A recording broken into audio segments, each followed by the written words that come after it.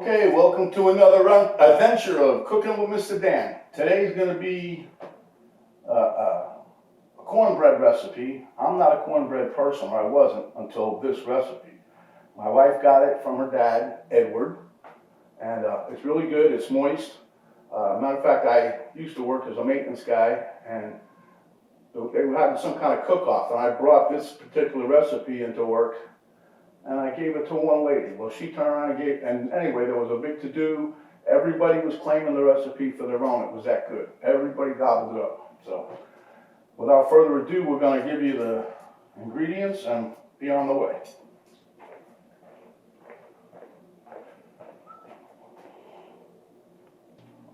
Okay, so as you can see, we have a mixing bowl in the background there. We're going to use that to mix the ingredients. Here we have a cornbread pan. That pan's made specifically for cornbread. That's what they created it for. This here is a muffin pan. It's a Cracker Barrel, but it was made by Lodge, both cast iron. And we have the ingredients are salt. You can see that teaspoon there. Baking powder, oil, cornmeal, flour, cream corn, a sharp cheddar cheese in the background, some diced up jalapeno, container of sour cream. I've already beaten the 4 eggs and the 1 onion is chopped.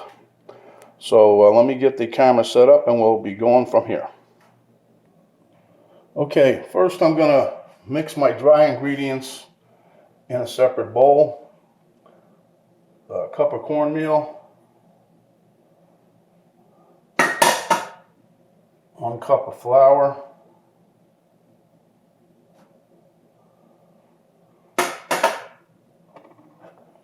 1 tablespoon of baking powder, not baking salt, but baking powder. Don't get them too confused, and a teaspoon of salt. We're going to mix all those together, and then we'll take all the wet ingredients that we have left, mix them in another bowl, and then we'll mix all these together and get it ready for the oven. Now we're going to preheat the oven. We're going to get the oven going at 350, but prior to that we're going to heat up the cast iron pans. And then we're going to make sure that they're well oiled, or spray them with Pam or something, just so make sure this none sticks. Now I've never made this recipe. I've never made cornbread a day in my life, but I like this recipe that her dad gave her. And I say it's moist, it's nice, it's got a little bite from the jalapeno, but it's really good. And we usually have it when Penny makes the pinto beans. So. But anyway, okay, that's pretty well mixed. So, next we're going to dump our egg. That's 4 eggs.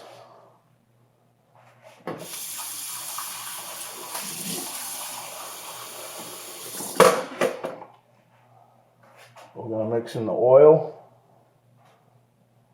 There's a 1/2 cup of just regular vegetable oil. Then we're going to take, hold on, how to get me a spatula. Okay, then we're going to pour in our cream corn.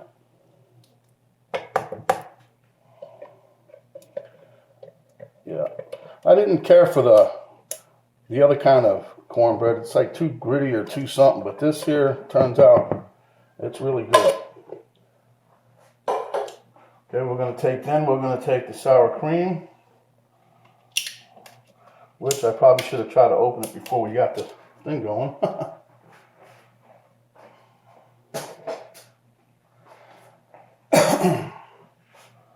But let's just take a little time. Take your time, don't rush.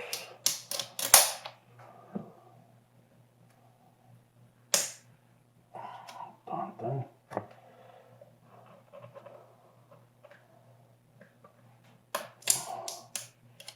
Well, this sour cream must be worth a ton of money.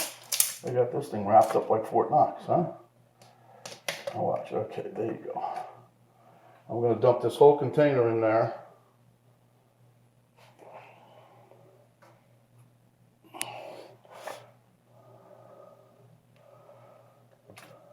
Hey, that's never happened before. The whole thing slid right out of there. That's pretty good. I'm just going to mix this up a little, then I'm going to throw the jalapenos in there. And we're only going to use like a bag and a half of the cheese.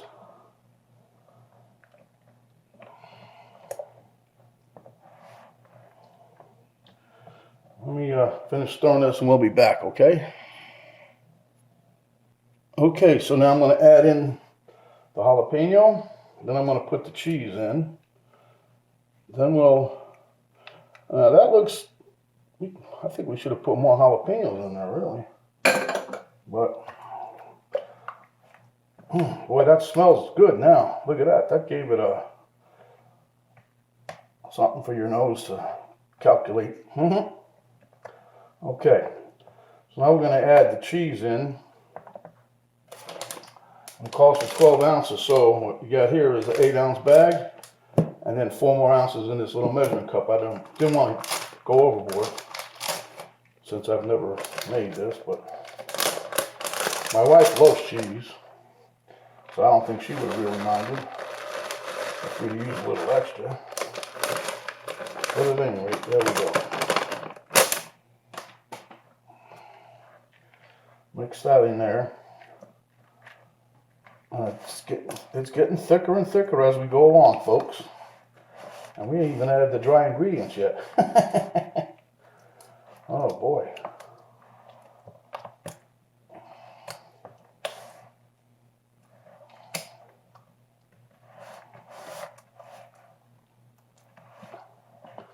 Just putting in the rest of the cheese. Come on out of there.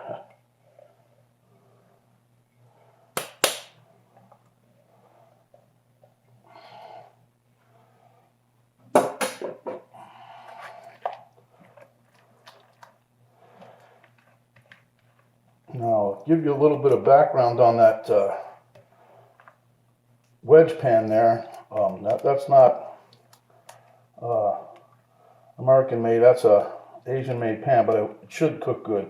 But what I was getting at is, as the story goes, one of the supervisors that was for Lodge, I believe, his wife wanted a specific pan to make the cornbread, but she didn't want to have to cut it. So anyway, they went and designed that pan, and believe it or not, that's what kept Lodge going at the time when they made that. Because I think Lodge was getting ready to go out, but anyway, that's just a little story for you there. Alright, now I'm going to fold in the onions, and then we're going to put all our dry ingredients in. That's just one chopped onion. You stir that around good.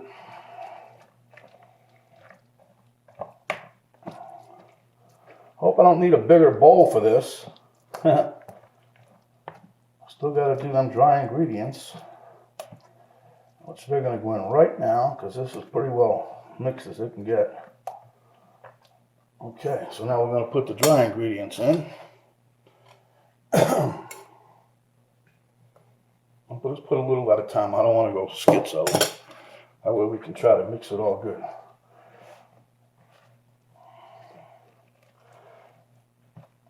But once you hear the beeping in the oven, I'm going to put my 2 little pans in right now at 250 just to heat them up, and then we're going to put some oil in there and make them nice and slick, I guess you can say. I'll show you what it looks like. Then we're going to load the pans up, and then when the oven hits 350, they go in. Okay, we're going to put the rest of this in there now.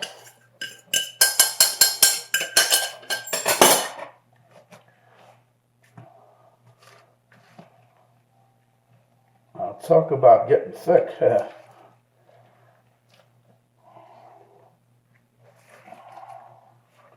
Just keep mixing and mixing until it's all mixed through. But it smells good though.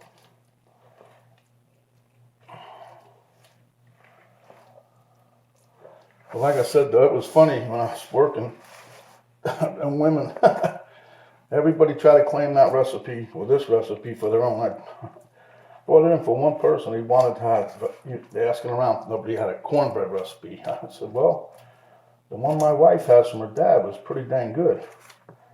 I'll tell you, I mean, I know it's good, but I didn't know it would be that good. They were fighting over it.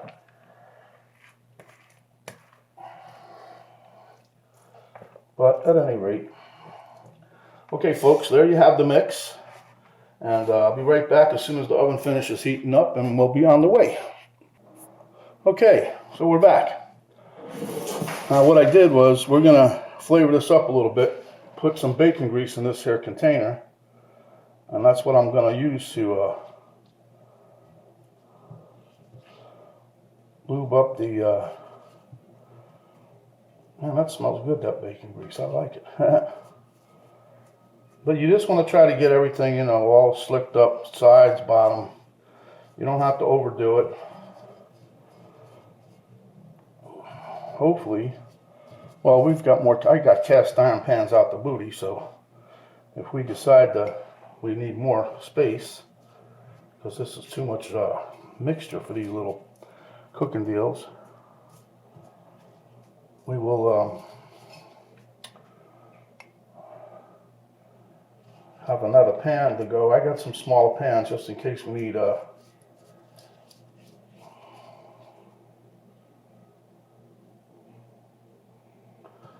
so the reason I heated this up was just I was hoping to get the pores, I don't know if it really has pores or not, but just to get it heated up enough to where it helps slicken up the surface a little for the oil.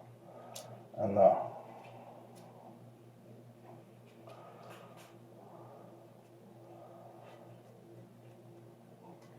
get this stuff to come out easy when we take it out.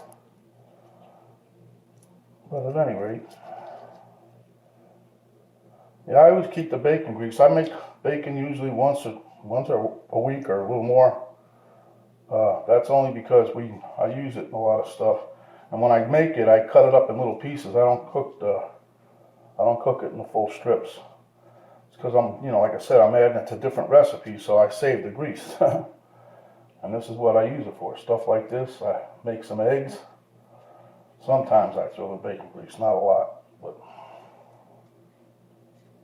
the good thing is when we're done with this, if it's not enough, I mean it's too much grease, I just pour it right back in the can, put it back in the refrigerator. Okay. So now what we're going to do is try to gingerly load these things.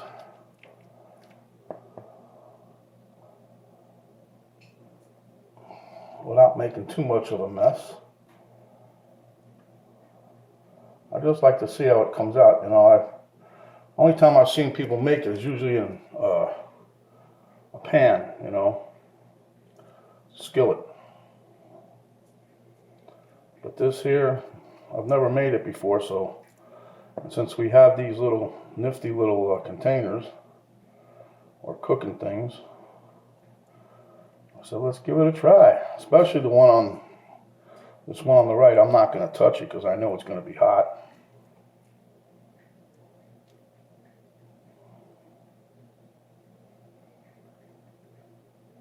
The one that's in round with the little wedges already done.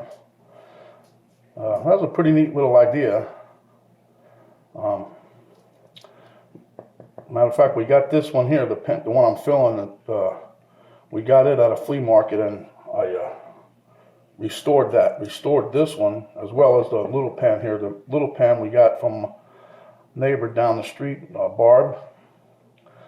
I don't know if I think it was her mother's. Her mother passed away, and she's given us a couple little pans. Pretty good. I've cleaned them all up. They do cook. I cooked in one of them already. This one here is the first time. I actually offered to give it back to her. So what we're going to do today when we make this cornbread is we're going to take that pan down to Barb and let her have the cornbread. At least that was the theory yesterday.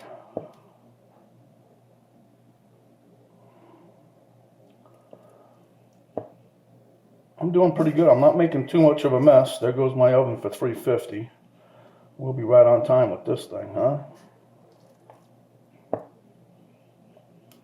But, you know, I enjoy it, especially with cast iron. I didn't, I guess I was like of the old school of, you know, everybody said, oh, it's too hard to clean and too hard for this. But since I started using it again, I really am kind of a fan of it. Now we're going to fill this one.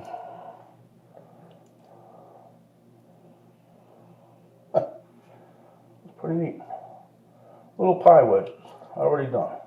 Hope they come out, pop out of the pan. Well, if you have to get a knife to cut them out, huh? That wouldn't be good. Well, it'll be all right, but it defeats the purpose of the wedge, you know?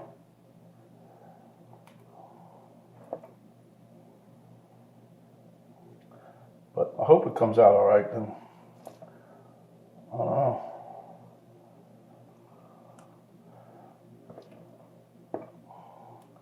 But it looks like we're gonna have some leftover, so I'll be probably getting another pan and greasing it up. Probably just get a small little round one. Although I don't know how much we're gonna have left. I might have to get a medium pan. I don't know.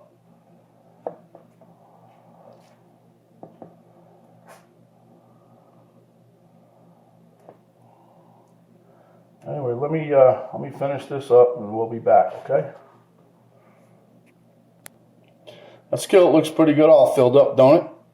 As you can see, we had to add a third pan. Got a number 6 Wagner going here. We're going to pop them all 3 in the oven for an hour or until the top gets golden brown. We'll be back. Okay, as you see, we're out of the oven.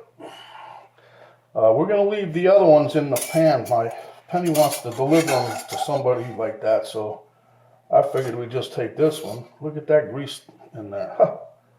Oh boy.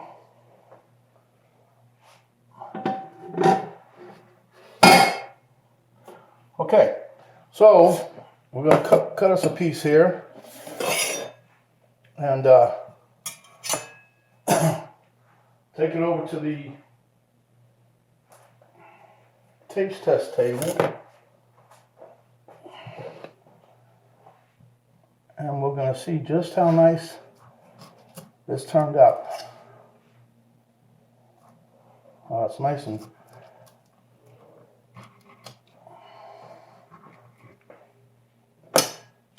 soft. Okay. Let me get a little plate.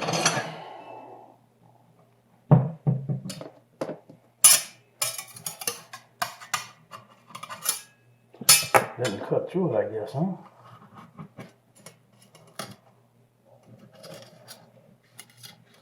Could have let it cool a little more too, but I'm excited. Like I said, I wasn't really a cornbread fan until I got this one. Look at that. That's a thing of beauty in there. Can you see inside the little wedge? Oh yeah. All right, we'll see you at the taste test table. And I just wanted to give you guys a little shot of the other 2, how they turned out. They're nice and golden brown. They're in the containers, or it's cast iron. But at any rate, I'll meet you at the taste test table, eh? Okay, all right. So we're going to taste our little cornbread deal here. Jalapeno cornbread. Mr. Ed style. It's nice and it's fluffy in the middle. And that's, I think, the reason I like it. It's not dry like the usual cornbread, so.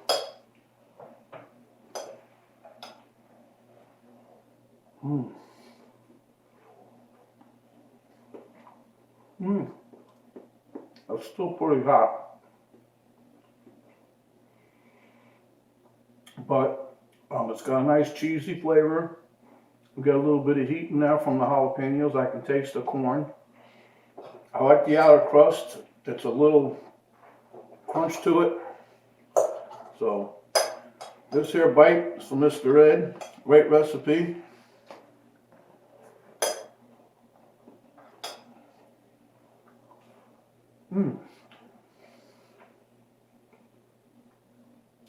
So when you guys make your pinto bean recipes, don't forget the cornbread. It's Especially if you don't like dry cornbread, this one will put it over the top. It's got a very good flavor and it's moist. So again, if you like what we did today, please give me a thumbs up. If you want to share it, please do. I like my numbers to go up. If you have not yet subscribed, I wish you would. And hit the notification bell. And until next time, we just have one more bite.